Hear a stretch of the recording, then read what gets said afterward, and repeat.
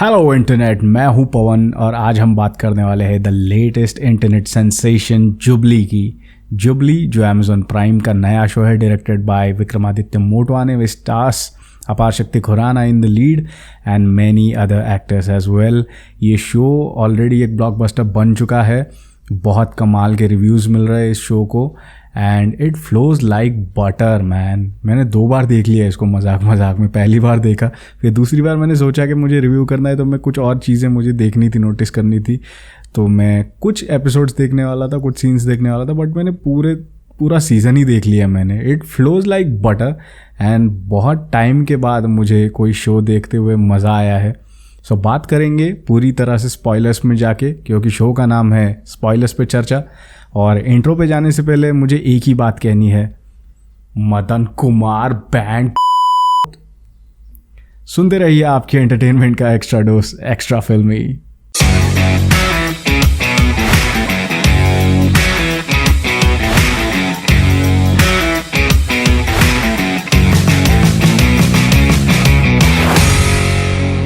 मैंने जब पायलट देखा या पहले 2 एपिसोड्स जब देखे जुबली के, तो मुझे ऑनेस्टली थोड़ी डिसअपॉइंटिंग लग रही थी सीरीज़, क्योंकि आई वॉज मिस इन्फॉर्म्ड। मुझे लग रहा था कि ये शो जो है अपार शक्ति के राइज टू स्टारडम के बारे में होने वाला है। आई डेंट नो कि ये को-लेड शो है जिसमें जय खन्ना का भी उतना ही इम्पोर्टेंट रोल है जितना मदन कुमार का होने वाला है, और इसमें कई सारे सपोर्टिंग कैरेक्टर्स भी हैं। मुझे लगा था ये आउट एंड आउट अपार शक्ति खुराना का शो होने वाला है, तो मुझे शुरुआत में काफ़ी मायूसी हुई देखते हुए, क्योंकि आई वॉज थिंकिंग कि यार ये तो रायते की तरफ फैल रहा है ये शो चारों डायरेक्शंस में, और नए नए कैरेक्टर्स आते ही जा रहे हैं विच आई डिडंट केयर अबाउट। मुझे जय खन्ना के कैरेक्टर के बारे में आई डिडंट केयर, फिर नीलोफर का जो कैरेक्टर था, या सबसे ज़्यादा प्रॉब्लम मुझे किसी के कैरेक्टर से थी तो वो जमशेद खान के कैरेक्टर से थी, और उसके बारे में तो इतनी बात की जाती है पायलट में। Pilot is basically about Jamshed Khan और उसका वो अमेजिंग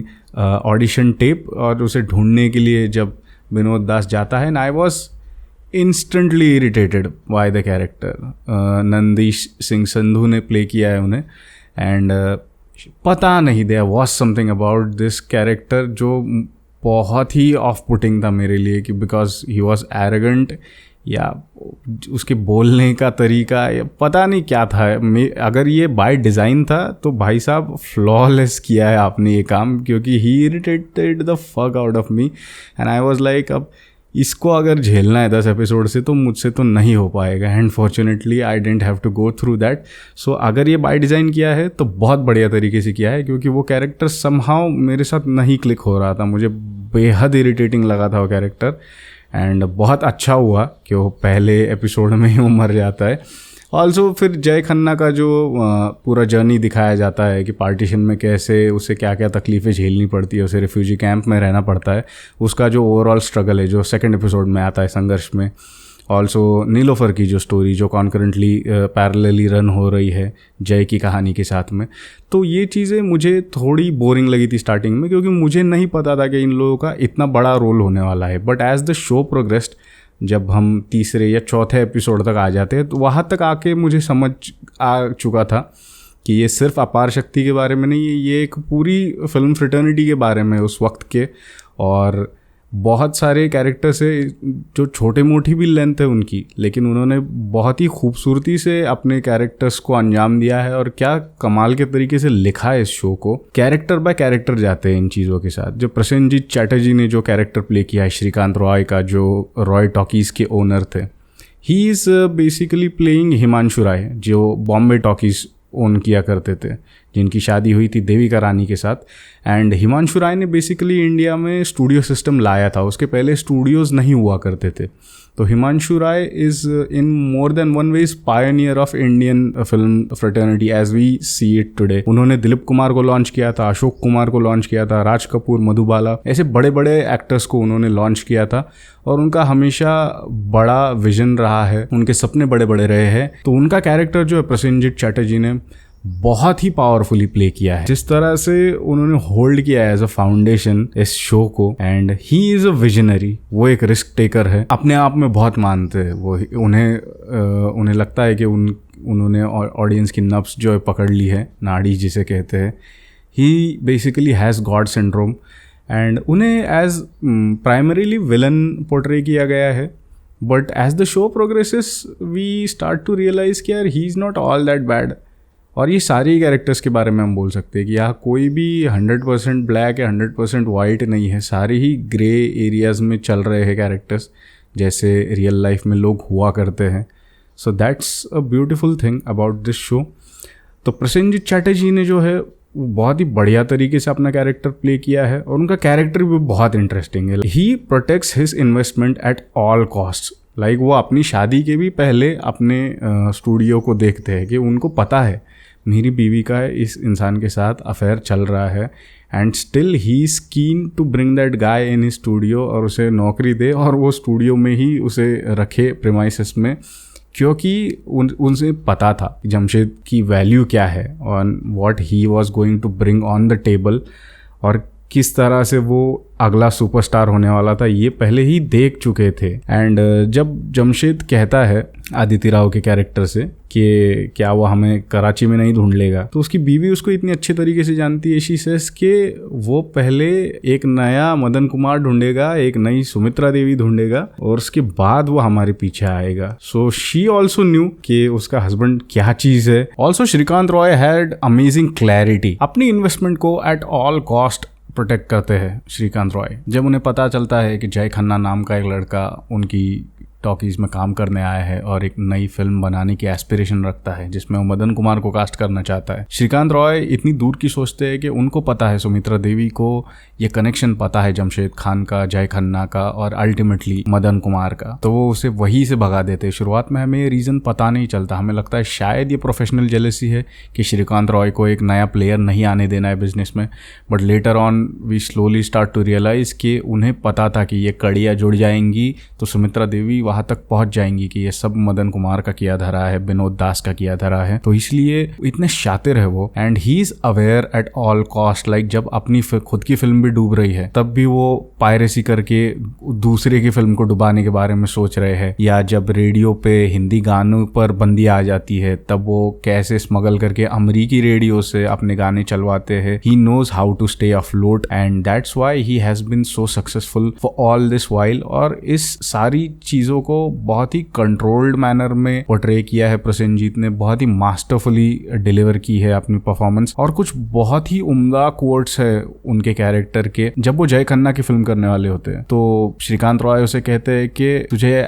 स्टार बनाया है तो तू स्टार बन के रहे, एक्टर बनने की कोशिश मत कर। It was such a valuable tip कि उसके भी समझ में आ जाता है कि या I shouldn't be pivoting in the wrong direction. Also जब उनका एम्पायर क्रम्बल होने वाला होता है तब वो मदन कुमार को कहते हैं कि सिनेमा में पावर होती है लोगों का लेवल बढ़ाने की। ऐसी बहुत सारी बढ़िया चीज़ें उन्होंने कही है। डायलॉग्स तो ओवरऑल ही अच्छे हैं, लेकिन इस कैरेक्टर के डायलॉग्स स्पेशली बहुत ही बढ़िया लिखे हुए हैं। आदित्य राव हैदरी ने प्ले किया है सुमित्रा देवी का कैरेक्टर, जो बेस्ड है रियल लाइफ देविका रानी से, जो जैसे मैंने कहा हिमांशु रॉय से उनकी शादी हुई थी। और ये जो सारा सब प्लॉट था जमशेद खान का जिसके साथ सुमित्रा देवी भागने वाली थी, ये एक्चुअली रियल लाइफ में हुआ था। उनके को स्टार थे नजमल हसन, जिनके साथ सुमित्रा देवी या देविका रानी जो है वो भागने वाली थी। वो एक फिल्म शूट कर रहे थे जीवन नैया नाम की, जिसके दौरान उनका अफेयर हुआ और वो वहाँ से भागने वाली थी, बट उन्हें रोक लिया गया उस वक्त जो फिल्म के टेक्नीशियंस थे उन्होंने, and they convinced her to stay back. और जो वो टेक्नीशियन थे उनकी बीवी के भाई थे अशोक कुमार, जो बॉम्बे टॉकीज़ में एज लैब असिस्टेंट काम किया करते थे, जो बेसिकली विनोद दास का कैरेक्टर है। और अशोक कुमार ने नजमल हसन को रिप्लेस किया उस फिल्म में। And this film launched Ashok Kumar, जो one of the first superstars थे उनकी एरा के। अपार शक्ति Khurana, he is the biggest surprise. मैंने 100 सालों में भी कभी सोचा नहीं होता कि यार ये बंदा इस तरह का कैरेक्टर प्ले कर सकता है। And this is to our fault and to the fault of the makers as well, क्योंकि उन्होंने इस तरीके से उसे स्टीरियोटाइप कर दिया है, या हमने भी उसे इस तरीके से स्टीरियोटाइप कर लिया है अपने दिमाग में कि हम अपार शक्ति को हीरो के दोस्त के अलावा किसी और रोल में इमेजिन ही नहीं कर सकते। और जिस तरह से वो उतरे हैं इस कैरेक्टर के अंदर, कि जो कंट्रोल उन्होंने दिखाया है या जो ओबीडियंस इस कैरेक्टर के अंदर है, ही इज़ अमेजिंग। और इस एक ही शो में उन्होंने उनके बड़े भाई आयुष्मान खुराना के सारे काम को ओवरशैडो कर दिया है। I can without a doubt say कि Aparshakti is a better actor than Ayushmann Khurana. उन्होंने बेसिकली अशोक कुमार दादा मुनि जो थे उनका ही रोल प्ले किया है, एंड बाय चांस उन्हें मौका मिलता नहीं, वो एक मौका बनाते हैं अपने लिए। उनके छोटे भाई जो है नरेन, उन्होंने बेसिकली किशोर कुमार का रोल प्ले किया है, but it is a fictionalised version of that character, क्योंकि नरेन के साथ जो होता है किशोर कुमार के साथ ऑब्वियसली नहीं हुआ था। He went on to become a very successful singer, one of the most successful singers of Indian cinema. Aparshakti ने जो है विनोद दास का कैरेक्टर इतने कमाल के तरीके से, इतने कंट्रोल्ड मैनर से प्ले किया है कि ये कैरेक्टर अपॉर्चुनिस्ट भी है, बट वो इतना बेचारा है, वो इतना इंट्रोवर्ट है, इतनी गरीबी से, इतने सहमे हुए तरीके से खड़े रहता है, हमेशा चीज़ें सुनते रहता है लोगों की। He never opens his mouth, he is a secret keeper. उसे ईमानदार सिपाही भी कहा जाता है, एंड वो बहुत ही सहमा हुआ कैरेक्टर था फर्स्ट हाफ में। So I was completely rooting for him, क्या भैया ये तो अपना बंदा है, इसको जीतना पड़ेगा।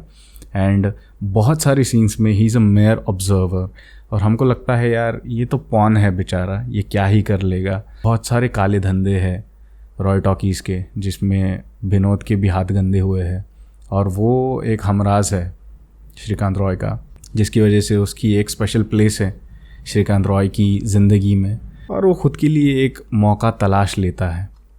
कहानी की शुरुआत होती है कि हमें एक ऑडिशन टेप देखने को मिलता है मदन कुमार के कैरेक्टर का, जो जमशेद का ऑडिशन टेप है बेसिकली, और उसे ढूंढने के लिए लखनऊ भेजा जाता है विनोद दास को, क्योंकि जमशेद खान का और सुमित्रा देवी का अफेयर चल रहा है। और श्रीकांत रॉय विनोद को इंस्ट्रक्शंस देते हैं कि मुझे मेरी बीवी और इस स्टूडियो को उसका सबसे बड़ा स्टार चाहिए।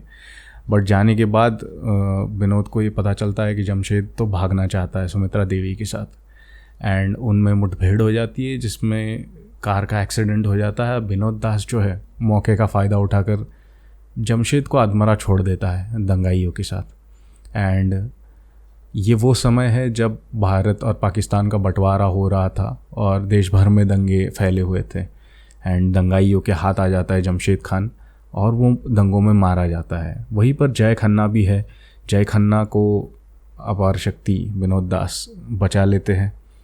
जय खन्ना जो है कराची चला जाता है, वहाँ से उसे वापस भिजवा दिया जाता है हिंदुस्तान को, जहाँ वो बम्बई आ जाता है।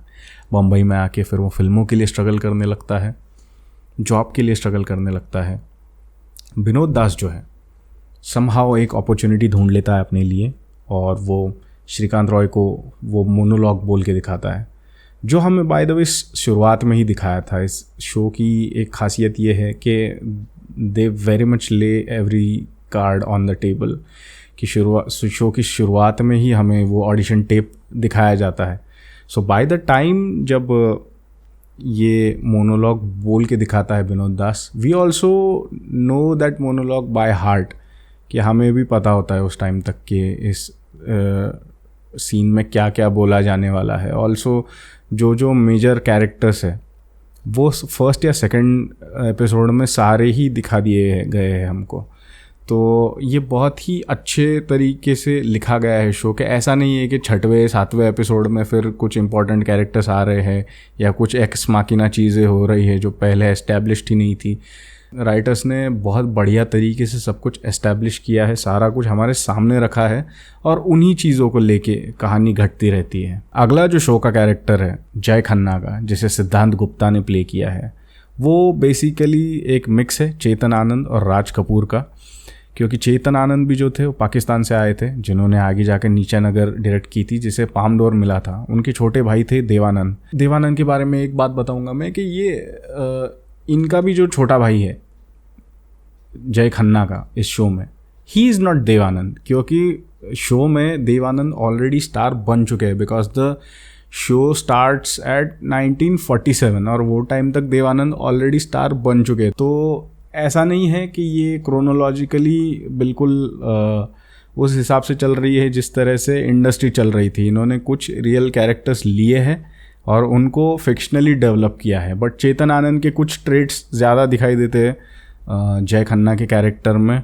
जय खन्ना एक्सट्रीमली चार्मिंग, कैरिज्मेटिक और हार्ड वर्किंग है, और सिद्धांत is a star. He's a fucking star. He's a discovery, and he's easily one of the biggest discoveries of this decade. क्या काम किया है इस लड़के ने। I was blown away by him. मैंने अपार शक्ति के लिए इस शो को देखना शुरू किया था, बट जिस तरीके से सिद्धांत ने अपने कैरेक्टर को प्ले किया है, I was on his side by the second half. First half अगर मदन कुमार और श्रीकांत रॉय का, तो सेकेंड हाफ तो अनडाउटेडली जय खन्ना और वालिया का था। तो उन्होंने बहुत अच्छे तरीके से उसे डिस्ट्रीब्यूट भी किया है अटेंशन को, दोनों के भी, फर्स्ट हाफ और सेकेंड हाफ में। सो जय खन्ना जो है बहुत ही कैरिज्मेटिक है। बंटवारे के बाद वो अपनी एक स्क्रिप्ट लेकर फिल्म बनाने की कोशिश कर रहा है, जिसमें मदन कुमार को कास्ट करने की कोशिश कर रहा है, लेकिन श्रीकांत रॉय जो है उसे फिकवा देते स्टूडियो के बाहर चोरी का इल्ज़ाम लगा के, और उसके बाद उसे खुद ही वो फिल्म बनानी पड़ती है, खुद ही फाइनेंसर ढूंढना पड़ता है, एक स्टूडियो ओपन करना पड़ता है। और ये स्क्रिप्ट जो थी उसकी टैक्सी ड्राइवर की, वो आई थिंक कर्स्ड ही थी, जैसे जय ने कहा था कि यार ये स्क्रिप्ट ही मनूस है, क्योंकि इसे कोई मदन कुमार नसीब नहीं हुआ।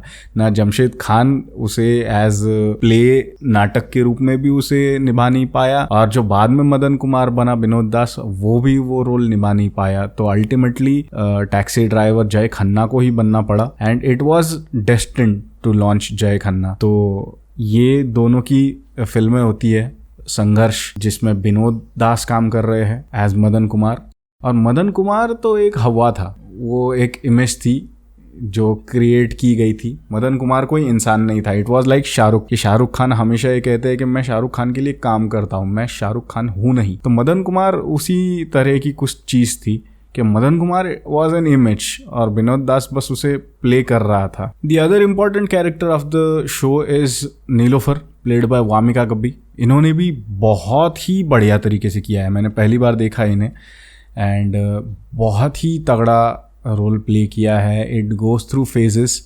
Basically she is a survivor. वो मौका परस्त लड़की है एक, जो सक्सेसफुल होने के लिए कुछ भी करेगी, एंड धीरे धीरे वो सक्सेस की लैडर्स चढ़ती चली जाती है और सुपर स्टारडम की तरफ बढ़ती है। But at the same time उसकी जो लव लाइफ है वो भी काफ़ी कॉम्प्लिकेटेड चलती रहती है। वो वालिया की रखेल है basically.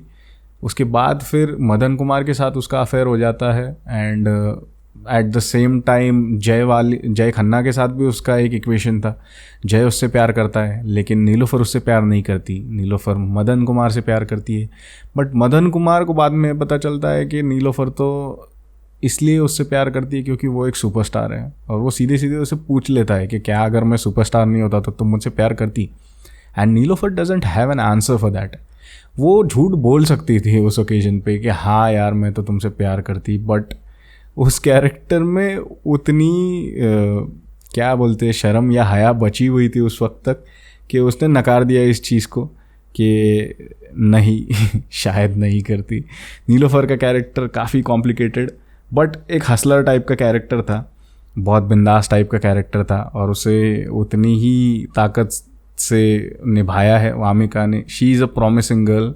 Ram Kapoor as Walia, he is easily one of my favourite characters of the show, because वो इतना जॉली टाइप का कैरेक्टर है, and complete opposite to Srikant Roy, क्योंकि श्रीकांत रॉय को एक तरह का घमंड है अपने आप पे, एंड ऑल दो वो इतना एक्सपीरियंस्ड है, इतना विजनरी, इतना घमंडी है, फिर भी उनका स्टूडियो जो है बाय द एंड घाटे में होता है, और वालिया जो है वो सक्सेसफुली अपना बिजनेस रन कर रहे होते हैं।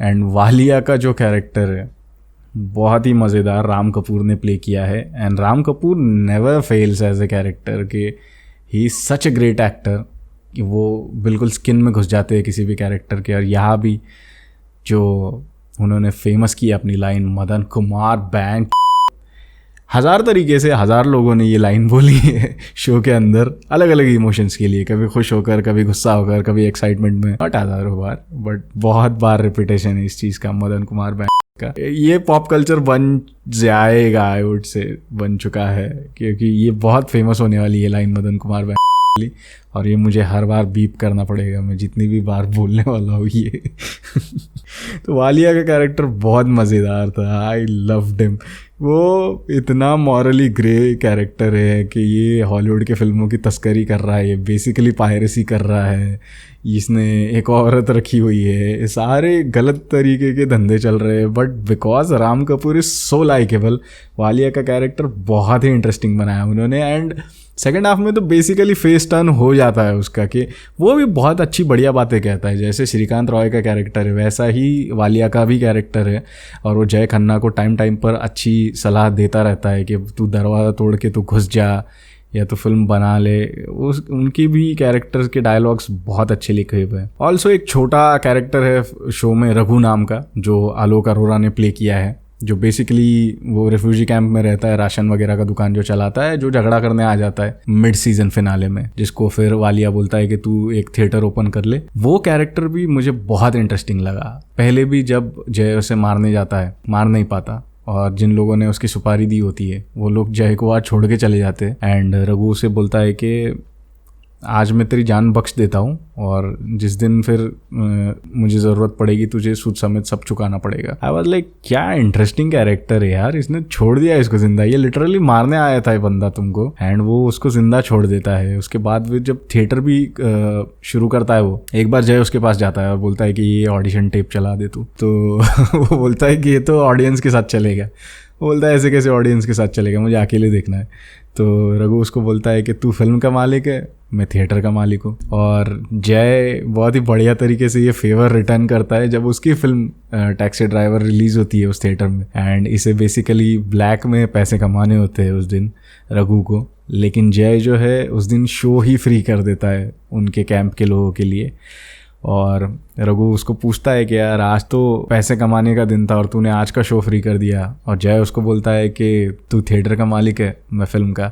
लेकिन फिर भी रघु का दिल इतना बड़ा है, वो उसके थिएटर के लोगों को बोलता है कि समोसा नाश्ता जो कुछ भी है वो आज फ्री होगा, क्योंकि ये हमारे लोग हैं, हमारी फिल्म है, और बंटवारे ने पैसा कमाना सिखाया है तो पैसा उड़ाना भी सिखा देगा।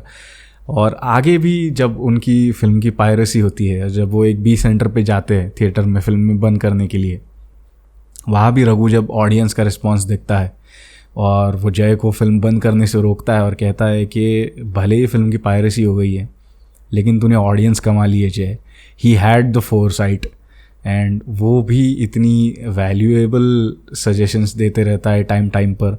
छोटा सा कैरेक्टर है रघु का, बट मुझे बहुत इंटरेस्टिंग लगा वो। और दो कैरेक्टर्स है फिल्म के अंदर जिनका थोड़ा रियल लाइफ सिग्निफिकेंस है।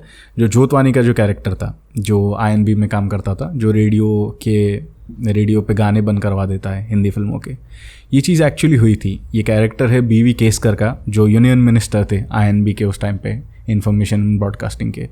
उन्होंने हिंदी फिल्मों के गानों को वल्गर या चीप बताकर बैन करा दिया था रेडियो से।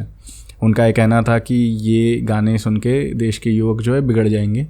बट एक्चुअली उनका एजेंडा ये था केसकर का कि उन्हें जो उर्दू इन्फ्लुएंस थी जो आ रही थी फिल्मों के गानों के थ्रू, उन्हें उसे कंट्रोल करना था या रोकना था, क्योंकि वो ये कह रहे थे कि जो बाकी लैंग्वेजेस से, समझो मराठी हो गई या हिंदी हो गई, उनको इम्प्योर कर रही है या इन्फ्लुएंस कर रही है उर्दू, इसलिए उन्होंने वो गाने जो है बंद करा दिए थे। शो में एक्चुअली उसका अलग रीज़न दिया गया है, बट ये character actually real life inspired है।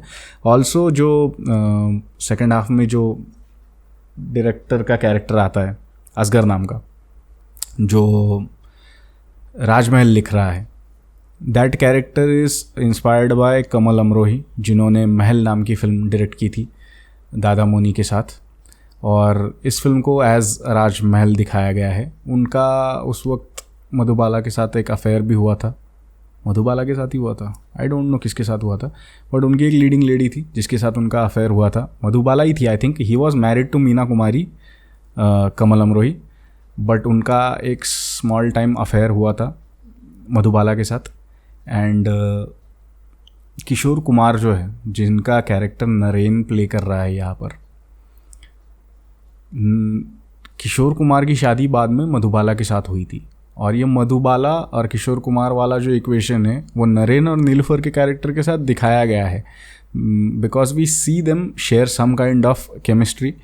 बट बिकॉज यहाँ पे उनकी एज में डिफरेंस है और उनके आर्क्स भी अलग अलग तरीके से जा रहे हैं कैरेक्टर्स के, तो उन दोनों का कुछ हो नहीं पाता है। बट डायरेक्टर ने थोड़ा बहुत हिंट तो किया है उस तरीके से कि शायद इन दोनों का कुछ था या कुछ हो सकता था।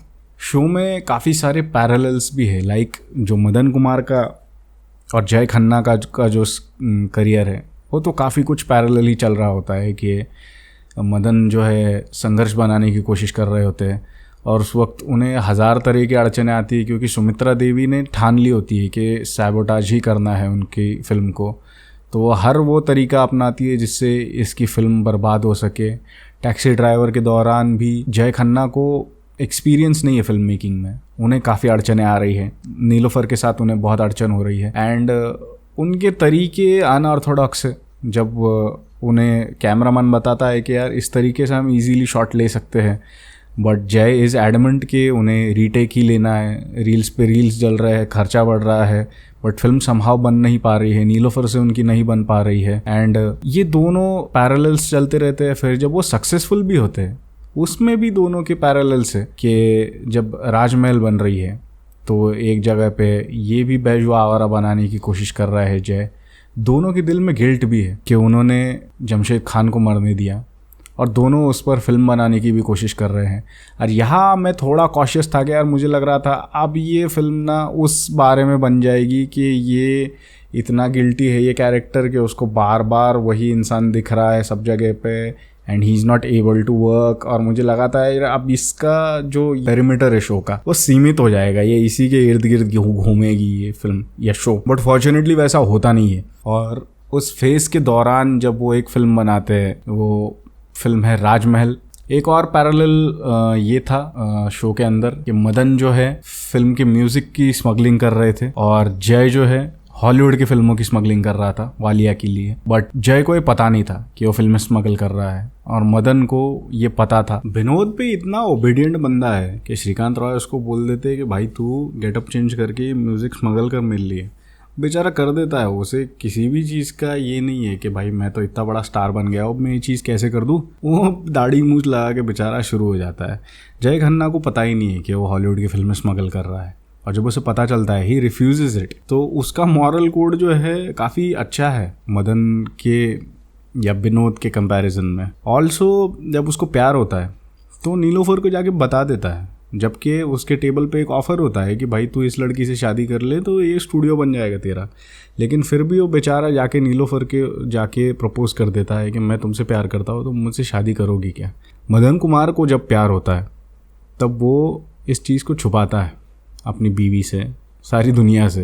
वो बेसिकली असगर को इस चीज़ में फंसा देता है कि कहता है कि असगर तुम्हारा और नीलोफर का चक्कर चल रहा है, ये चीज़ हम बाहर फैलाएंगे। तो Madan Kumar is a shady person and by the end वो तो काफ़ी मॉरली ग्रे बन चुका होता है कि सक्सेस उसके दिमाग में चढ़ जाती है और वो अपने संबंध ख़राब कर लेता है श्रीकांत रॉय के साथ। एंड ऑल दो श्रीकांत रॉय और मदन कुमार के पास दुनिया भर का पैसा है, फेम है, सारी चीज़ें उनके फेवर में होनी चाहिए, लेकिन धीरे धीरे उनकी स्टारडम, उनकी सक्सेस जो है ख़त्म होने लगती है, उनके दिन ख़त्म होने लगते हैं, बुरे दिन आने लगते हैं उनके। और जय खन्ना जिसके पास लिटरली कुछ भी नहीं था, उसके पास एक छोटा सा फाइनेंसर था वालिया, उसके पास एक छोटा सा स्टूडियो था जो उसने लोन पे लिया था रेफ्यूजी कैंप की ज़मीन पे, वो उसके बलबूते पे वो इतना बड़ा बन जाता है कि वो दिन ब दिन एक बड़ा स्टार बन रहा है, एक बड़ा डायरेक्टर बन रहा है, रशियंस उसके साथ फिल्में बनाना चाहते हैं। और ये पैरेलल हमें देखने मिलते हैं कि एक ही वक्त पे कैसे एक बड़ा स्टार जो है उसका स्टारडम ख़त्म हो रहा है और एक छोटा सा रिफ्यूजी लड़का जो है देश का सबसे बड़ा डायरेक्टर बनने जा रहा है। तो ये चीज़ें बहुत ही इंटरेस्टिंग तरीके से लाई है इन्होंने। जो इंटरवल पॉइंट था वो भी बहुत इंटरेस्टिंग था क्योंकि तब तक की कहानी में मदन कुमार हीरो था और इंटरवल के बाद की जो कहानी है उसमें जय खन्ना हीरो है। तो ये डायनामिक्स भी जो है मुझे बहुत अच्छे लगे। ऑल्सो एक चीज़ मुझे जो बहुत अच्छी लगी है वो है इस शो का म्यूज़िक बाय अमित त्रिवेदी और बैकग्राउंड म्यूज़िक बाय आलोक नंदा दास गुप्ता। अमित त्रिवेदी का तो this should be one of his best albums if not the best, क्योंकि जो म्यूज़िक क्रिएट किया है उन्होंने वो इतना ऑथेंटिक 50s लगता है कि ये किसी भी तरीके से उस एरा को मॉक करने की कोशिश नहीं कर रहा है, क्योंकि उस तरह के गाने बनते रहे हैं बीच बीच में जहाँ थोड़ा ऐसा ओवरली नेज़ल टोन में गाया जाता है या इस तरह की आवाज़ें वगैरह निकाल के सिंगर्स गाते हैं। यहाँ भी वो किया है सुनिधि के जो सॉन्ग्स है या उड़न खटोले जो सॉन्ग है बेसिकली, उसे उस तरीके से गाया कंपोज किया गया है, बट वो कहीं भी मॉकरी नहीं लगती है कि ये उस चीज़ का मजाक उड़ा रहे हैं। उसे इतनी ऑथेंटिसिटी से बनाया है कि ये सॉन्ग्स जो है मैं रेगुलरली सुन रहा हूँ हफ्ते भर से, and my wife is pissed at me, क्योंकि उसे लग रहा है कि यार मैं सच में 1950s के गाने सुन रहा हूँ, एंड शी इज़ लाइक ये कौन से गाने सुन रहे हो आप, कौन से ज़माने में चले गए हो, क्योंकि उसे पता ही नहीं कि जुबली के एक नए शो के सॉन्ग्स है, दे आर दैट इफ़ेक्टिव और सारे ही गाने अच्छे बने हैं। स्पेशली उड़न खटोले या दिल जहाँ पे ले चला, दरिया का राजा, वो तेरे मेरे इश्क का, ये गाने तो फिनोमिनल बने हैं। स्पेशली दिल जहाँ पे ले चला, उसमें तो अमित त्रिवेदी ने कैमियो भी कर लिया है। He looks unrecognisable by the way, वो जैसे उनकी फ़ोटोज़ है उनसे तो काफ़ी ही अलग दिखने लगे आजकल, लेकिन क्या कमाल के तरीके से उन्होंने कंपोज़ की है। ये पूरी एल्बम ये सुनने लायक है और ये रिपीट पे सुनने लायक है। बहुत ही बढ़िया एल्बम क्राफ्ट की है।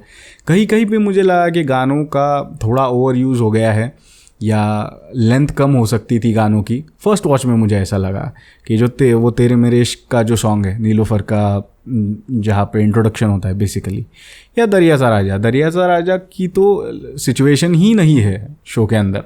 अब हम उसे अगर फोर्सफुली जस्टिफाई करना चाहे, जिस तरह से एडिटर ने मोटिव बना दिया उसका कि भैया इस गाने के बाद उसने ये डिसीजन ले लिया कि अब वो बर्बाद कर देगा रॉय टॉकीज़ को, बट एक्चुअली देखने जाए तो उस सॉन्ग की कोई सिचुएशन है नहीं वहाँ पे, बट बिकॉज सॉन्ग अच्छा है तो चल जाता है। एंड सेकंड वॉच में तो मज़ा आता है देखते हुए। मुझे तो सारे ही गाने अच्छे लगे सेकंड वॉच में देखते हुए, and it is one of those shows के उसको काफ़ी रिपीट वैल्यू है। फर्स्ट टाइम जैसी आपको लगेगी सारी चीज़ें, सेकंड टाइम शायद आपको और अच्छी लगे, क्योंकि उसकी खूबसूरती और निखरती जाती है जैसे हम दूसरी बार अगर देखते हैं इस शो को। गाने बहुत ही अच्छे बने हैं। आलोकनंदा दास गुप्ता का बैकग्राउंड म्यूज़िक जो है कमाल किया है उन्होंने, ऑल द टाइम हुक्ड रखता है आपको एंड थ्रू आउट बहुत ही बढ़िया तरीके से। और ये पूरे शो के बारे में बोल सकता हूँ मैं, लाइक जो प्रोडक्शन डिज़ाइन किया है उन्होंने, आपको पूरे 10 घंटों में कभी भी ये इल्यूजन ब्रेक नहीं होता आपका कि आप सचमुच 1950s में नहीं हो। It is that effective. जिस तरह से उन्होंने सेट्स बनाए हैं या जिस तरह से VFX से चीज़ें एनहांस की होगी, क्योंकि बहुत काम करना पड़ा होगा VFX प्रोड्यूसर्स को यहाँ पे, क्योंकि they had to create a retro era. और जो कपड़े थे, जो सेट्स थे, जो